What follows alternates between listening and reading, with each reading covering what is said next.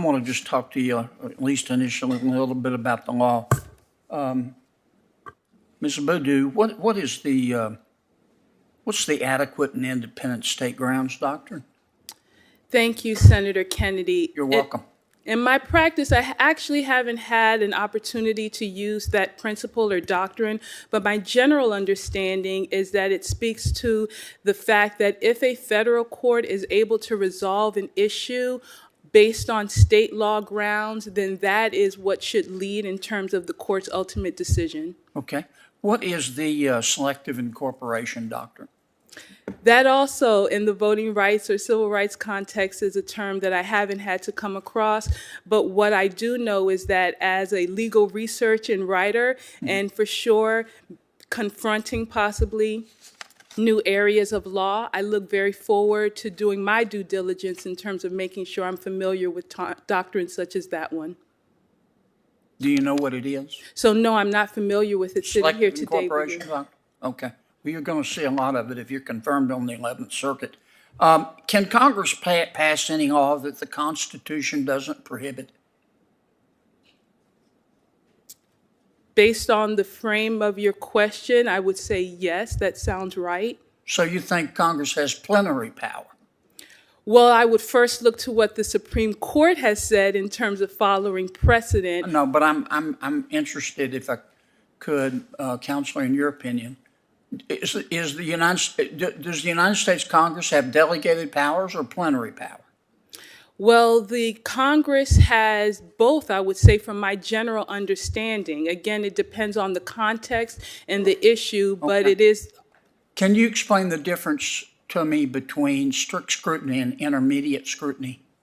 Senator, strict scrutiny is the highest level of scrutiny that's often applied in constitutional cases. What's the definition? I'm sorry, go ahead. Excuse me. So it requires that a state, when enacting a law or regulation, have a compelling governmental interest for doing so, and that the law is narrowly tailored to achieve that interest. Okay. And then intermediate, did you? Yeah. Okay, Yeah. so intermediate speaks to the issue of having a substantial interest or that is, or an important governmental interest that is substantially related. Okay. Do you believe that the meaning of the Constitution is immutable, or does it change over time?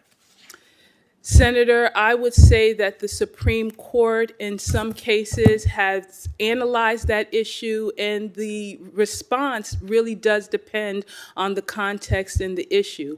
But what the court does or has done in its approach, of course, is look to the plain meaning of a statute or of the Constitution, because that really is where the inquiry should start. And if the language is plain, then that is where the inquiry can end. Okay, thank you for that.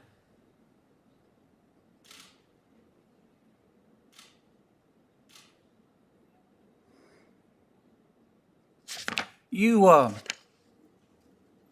were involved in a 2021 report from the Southern Poverty Law Center about voting in Louisiana.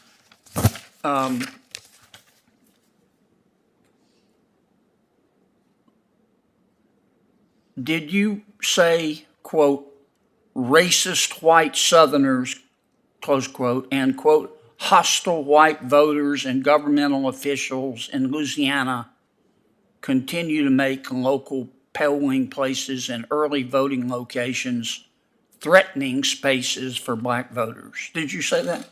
Senator, I do not believe that I said that. I haven't read that publication in some time. Will you help write it? I helped to draft the publication and approved it, but I'm not familiar with that language. You don't? Okay.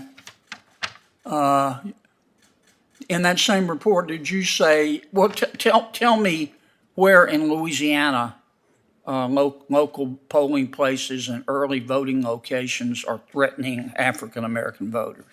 You said it, so which polling places? So again, Senator, obviously I don't have that report in front of me to be able to read and remind myself of the examples that might have been shared. But what I can say is that Louisiana. Let me cut you off because I'm going to run out of time, Counselor. Let me ask you one more. In August 2021, we're not talking 20 years ago, we're talking 2021, you were involved in another report by the SPLC.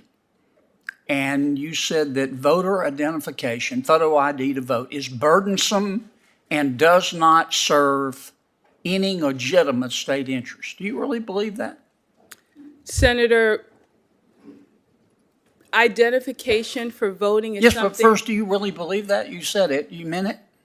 The Supreme Court in Crawford v. Marion County has already upheld voter ID laws as per se Yeah, but you said it constitutional. didn't serve any legitimate state interest. Do you believe that? Again, Senator, without that language in front of me, it's hard to understand You the said it. context. Here it is, August 2021. Well, there are I'm cases. just asking you to explain to me why having to prove you are who you say you are before you vote doesn't serve, you said it doesn't serve any legitimate state interest. I'm just asking you to explain that statement to me. I understand, Senator Kennedy, and again, without being able to see the language that appears before and after, it's hard for the context. You deny that you said it? I can't say that I haven't seen that language in front of me, but what I do know is that there have been voter ID cases in which courts have found Yeah, but that I know, I'm familiar with the case law, but I'm asking what you think, because you may be on the 11th Circuit. Do you believe that voter ID is inappropriate? my commitment is to uphold the Supreme Court's decision in Crawford v. Marion I know, but County. here you said it was inappropriate. You deny that?